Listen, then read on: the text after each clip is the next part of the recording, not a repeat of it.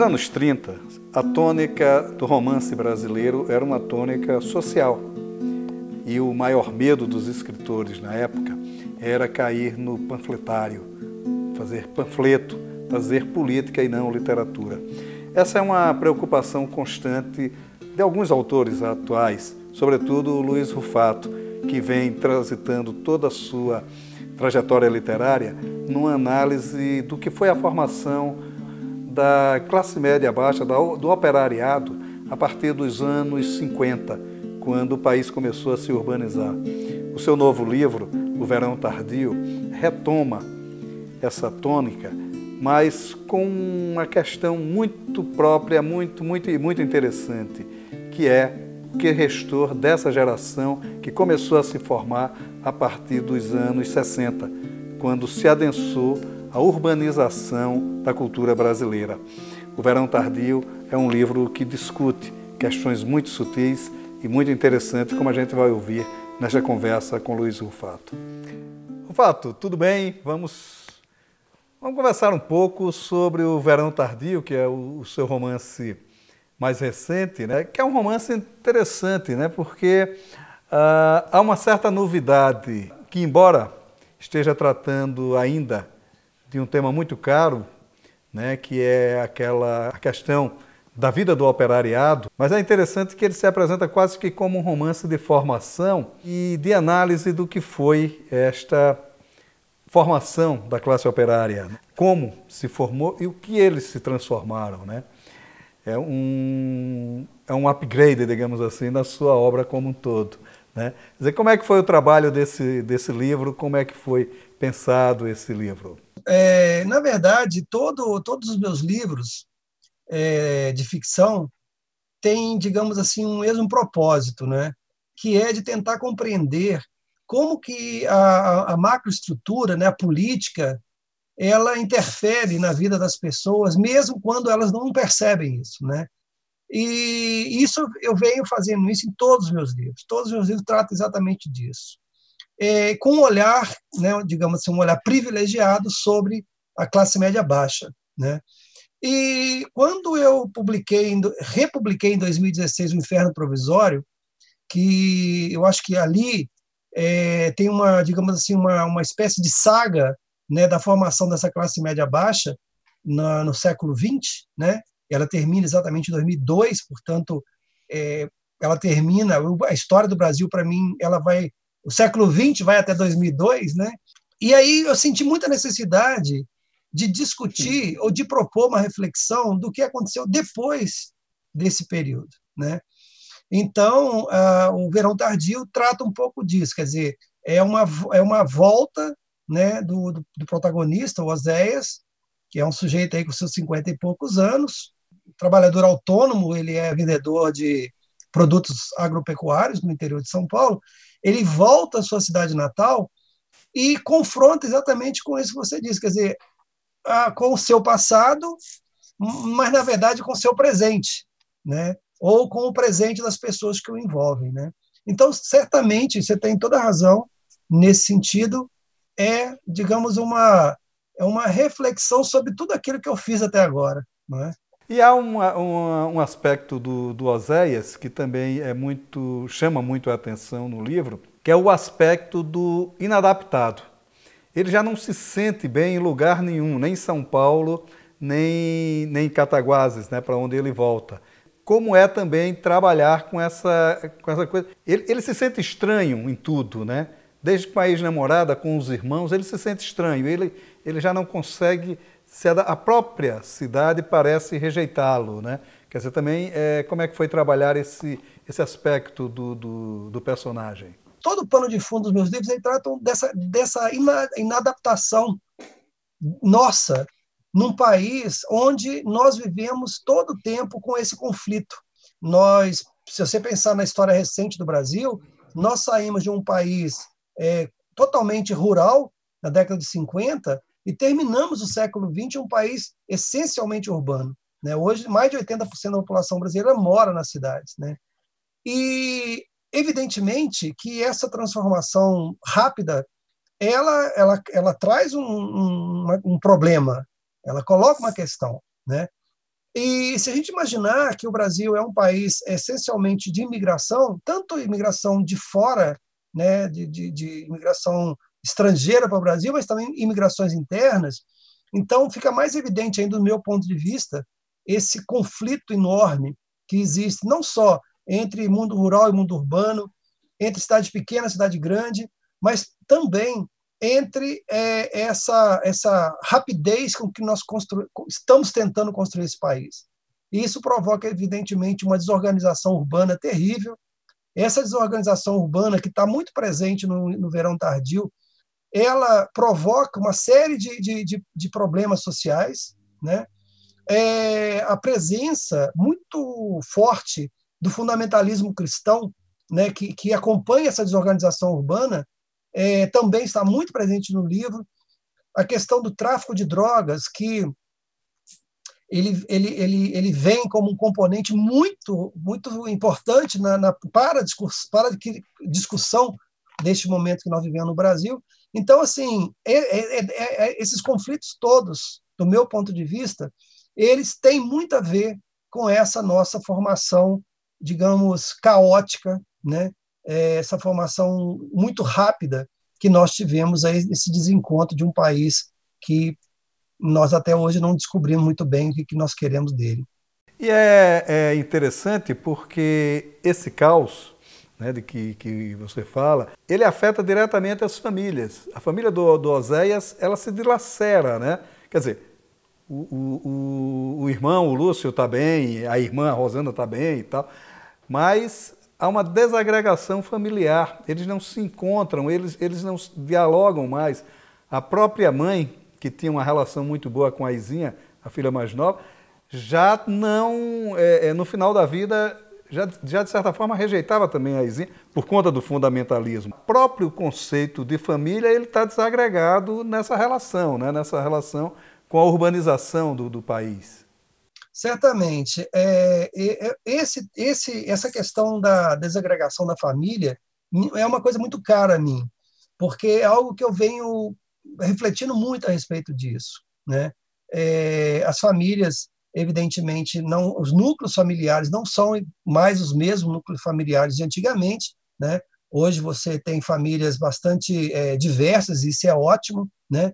E agora esses componentes, todos esses componentes de desagregação, né? De alguma maneira, eles também eles estão espelhados na desagregação da sociedade, né? Neste livro, não foi intencional, mas de qualquer maneira, cada um dos irmãos está situado num estamento social bem diferente. Quer dizer, a irmã mais nova continuou pobre, uma irmã do meio ela conseguiu alguma melhoria econômica, e o irmão mais velho, esse sim, ele enriqueceu, né? Mas, de qualquer maneira, quer dizer, essa absoluta falta de diálogo entre essas classes sociais, né, que, no meu ponto de vista, é que redundaram no país que nós temos hoje. Quer dizer, embora o livro não tenha sido escrito neste período, ele foi escrito entre 2017 e 2018, esses 2 anos, né, e publicado em 2019, mas, de qualquer maneira, eu acho que eu antecipava um pouco digamos, esse dilema, esse beco sem saída que nós nos metemos. E esse beco sem saída tem a ver com várias questões, né? Tem a ver com a questão social, de desigualdade social no Brasil, que é uma coisa absurda, tem a ver com esse crescimento incrível do fundamentalismo cristão, que evidentemente está ligado à primeira questão, né? Tem a ver com como que nós nos relacionamos uns com os outros, a questão do racismo, a questão da homofobia, a questão do machismo, a questão da violência doméstica, todas essas questões que estão muito ligadas à nossa formação como país, ou seja, é uma questão estrutural, tudo isso é uma questão estrutural, e isso acabou, digamos, invadindo, né, o romance, e ele, de alguma maneira, ele vai estar dialogando com esses aspectos da sociedade. Quer dizer, de alguma maneira, ele é uma proposta de reflexão sobre esse beco sem saída que nós nos encontramos hoje. Sem pandemia, já era um problema, com a pandemia, esse problema se tornou maior ainda. O narrador, o Oséias, ele tem uma visão interessantíssima do centro ali onde passa a ação do romance, que é basicamente o centro, a área central de Cataguases, e ele tem uma visão que é quase um espelho de uma grande cidade. É um espelho, um reflexo de uma grande cidade, com todos aqueles problemas de tráfico, de roubo, de pivetes, de travestis. Quer dizer, um mundo mais ou menos caótico, a droga barata, né, o crack e tal, essa coisa, o medo das pessoas, as pessoas sempre com medo de serem roubadas, né? Quer dizer, a Cataguases que ele encontra é basicamente o que ele já via em São Paulo. Há uma unificação entre essas cidades do interior e os problemas que se vivem nas grandes cidades? Então, Maurício, essa é uma questão interessante, porque uma coisa que quem mora em grande cidade, né, aliás, a literatura brasileira da grande cidade, ela acaba, digamos assim, romantizando o interior, né? É como se as cidades grandes tivessem o caos, o inferno, né? E existisse um paraíso nas cidades do interior. Mas quem conhece o interior do Brasil sabe que não é assim. O interior do Brasil hoje ele tem todos os problemas, todos os problemas de uma grande cidade, mas não tem as benesses. Esse que é o problema. Ou seja, morar no interior do Brasil hoje é muito pior do que morar numa grande cidade. E eu me explico. Problemas de tráfico de drogas, problemas de violência, né? Problemas de sujeira, né? Que é uma coisa muito presente no livro também, a sujeira da cidade. Isso, qualquer cidadezinha, por menor que seja do Brasil, ela tem esses problemas, mas ela não conta, por exemplo, com bons hospitais, né? Não conta com rede de esgoto, não conta com rede de água, que geralmente as grandes cidades têm. Então, hoje, viver numa pequena cidade no Brasil é muito pior do que viver numa grande cidade, porque você tem todos os problemas e não tem as benesses. Agora, evidentemente, que alguém pode dizer, como já disseram, não falar, mas aquela Cataguases lá não é Cataguases. Eu não sei se é. Não me importa isso. Isso não tem para mim a menor importância. Porque, para mim, Cataguases, a cidade de Cataguases dos meus livros, é a minha cidade. Quer dizer, eu elegi um espaço urbano, né, que é o microcosmo do Brasil, e isso vem para mim muito claro, se você pegar o Inferno Provisório e perceber como que a cidade de Cataguases, a minha cidade de Cataguases, no Inferno Provisório, ela é uma na década de 60 e é outra no final do século XX. Isso é muito evidente no livro. Quer dizer, ela vai se transformando assim como o Brasil foi se transformando. Então, quando chega na segunda década, né, do século XXI, a cidade é aquela cidade. Muitas pessoas da minha cidade podem não se reconhecer lá, ok? Outras pessoas podem reconhecer na minha cidade a cidade dele, como acontece. Agora, de qualquer maneira, não é sobre Cataguases que eu estou escrevendo. Né? Não é sobre aquela cidade do interior de Minas, chamada Cataguases, que eu estou escrevendo. Não é sobre ela. Tanto não é que, se fosse, o meu livro não teria interesse para um leitor que não fosse de lá. Né? E, no entanto, ele foi traduzido para 5 países. Né? Ainda, apesar da pandemia, ele foi em 5 países. Então, por que as pessoas têm interesse? Porque não é Cataguases, não é de Cataguases que eu estou falando. Eu estou falando de uma realidade muito mais complexa do que isso. E não é também Brasil, nesse sentido, do país Brasil. Eu estou discutindo questões ali que estão em todos os lugares do mundo, que são a questão da desorganização urbana, da violência doméstica, do tráfico de drogas, do fundamentalismo.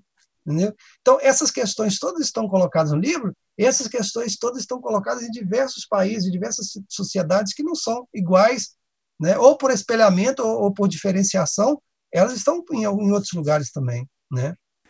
Edgar Allan Poe, o poeta americano, o louco poeta americano, como disse Belchior, cunhou uma sentença definitiva: o passado nunca mais. O passado não volta, embora haja na literatura brasileira um intenso trabalho na busca desse passado que não existe mais. Um dos clássicos desta tentativa de se reviver um passado é o livro Ventos do Amanhecer em Macambira, de José Condé. É um livro da década de 60, que anda esgotado, mas que precisa ser procurado, porque é uma leitura, além de doce, uma leitura poética, de uma visão onírica do que é o interior brasileiro, é uma visão que já naquela época que ele descreve, que é o Nordeste dos anos 30, a violência era uma vertente profunda na cultura e na humanização do homem do Nordeste e do homem brasileiro como um todo. Vento do Amanhecer, em Macambira, de José Condé, um clássico que deve ser revisitado sempre. Há um aspecto no livro que também me chamou muito a atenção e que é um tema até muito caro à literatura brasileira, que é a volta às origens, aquelas origens que já não existem mais, né? Isso, vários autores trabalharam com isso, mas me chamou muito a atenção essa questão do não pertencimento do Oséias, né? Ele já não se sente de Cataguases, né? Quer dizer, e daí é mais um ponto sobre essa nova conceituação de Cataguases que você, de certa forma, desenvolve. O não pertencimento, eu acho que é uma característica da sociedade contemporânea, né?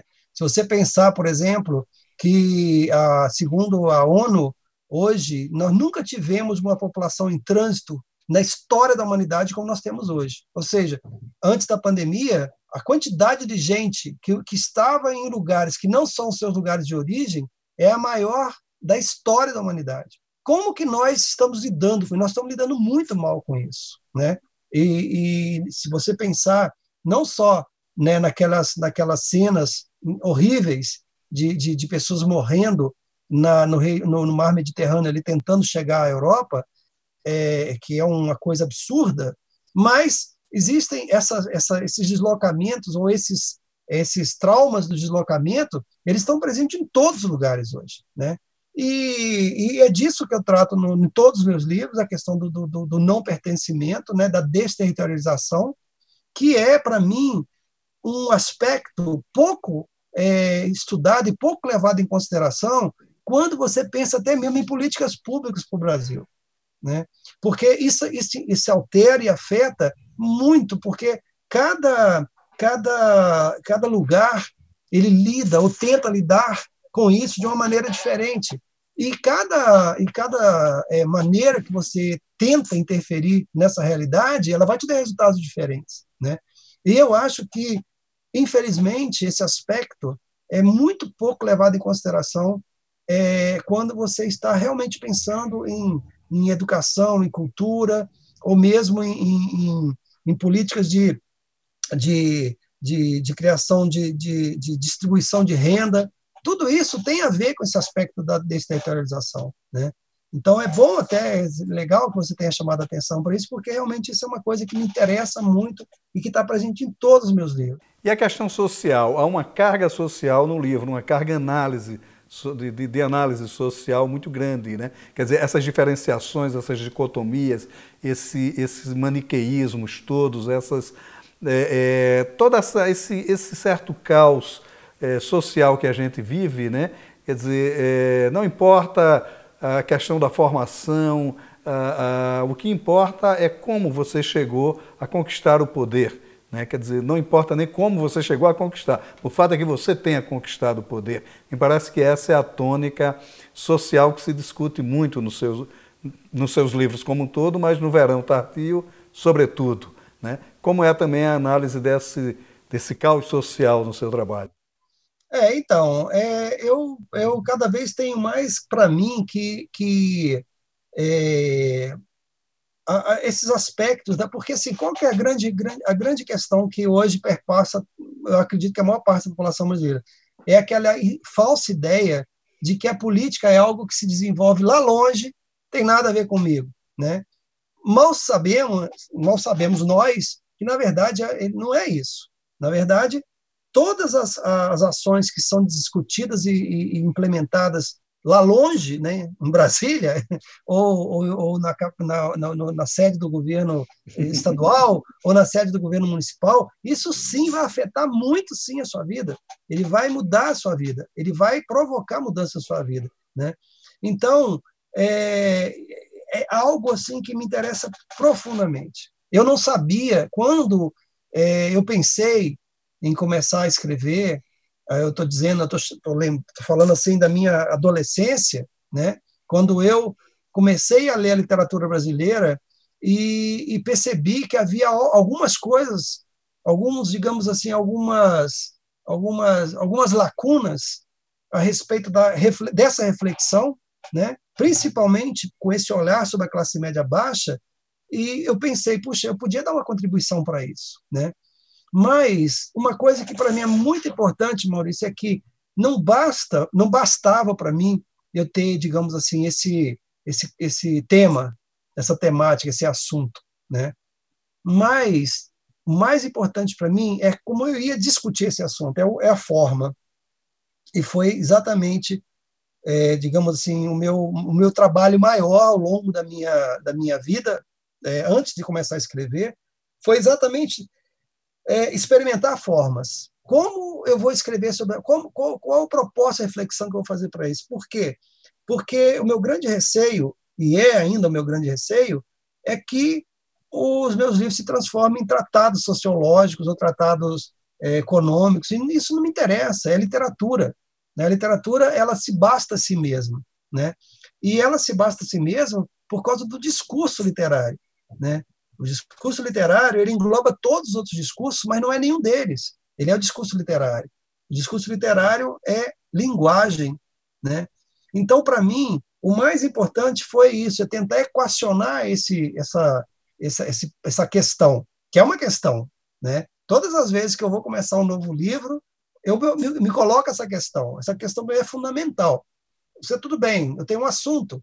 Como que eu vou tratar esse assunto, né? Então, para mim, ficou sempre muito claro isso, sabe?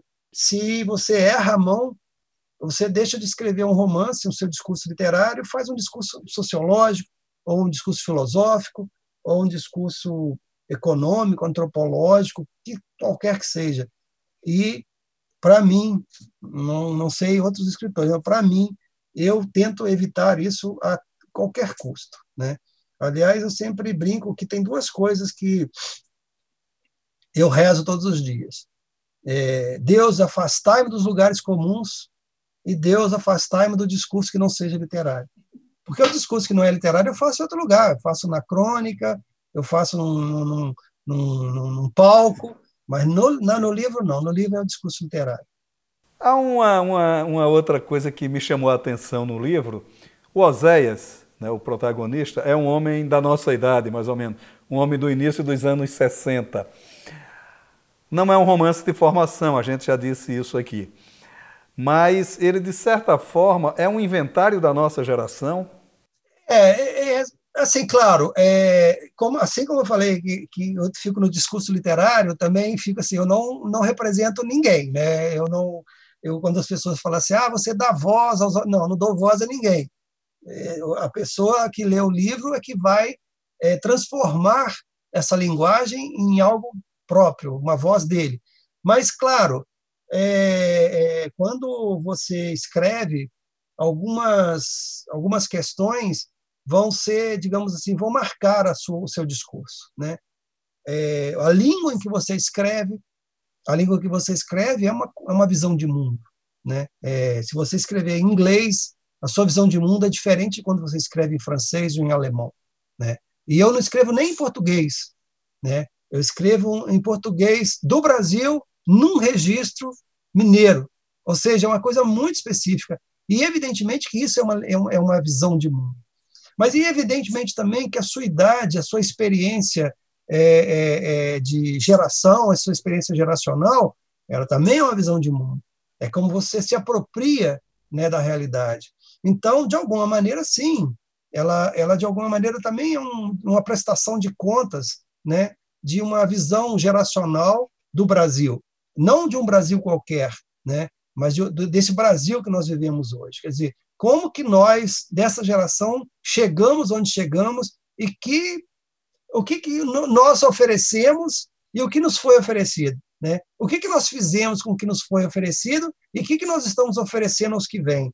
Eu acho que parte um pouco desse paradoxo, dessa questão paradoxal. Rufato, o Verão Tardio está aqui, o livro está publicado, já traduzido, já com o seu próprio caminhar. Mas você é um escritor que não para, né? Você está sempre, a despeito das crônicas que escreve, mas a sua literatura é sempre uma coisa muito constante. Como é que está o trabalho atual? Nesse tempo de pandemia está dando para se concentrar mais na literatura? Como é que está? Então, eu sou escritor profissional, ou seja, eu vivo disso há 17 anos. E significa o quê? Significa que eu não posso parar de trabalhar, né? Evidentemente que eu não ganho assim, meu orçamento, né? Ele é uma cestinha de vários ovos, né? E eu tenho que, no final do mês, completar esses ovos. Mas todos os ovinhos vêm do mesmo lugar, né? Da literatura, né? E então, evidentemente, que eu não posso parar, né? Eu estou há 5 meses, exatamente há 5 meses, sem ter contato físico com absolutamente ninguém.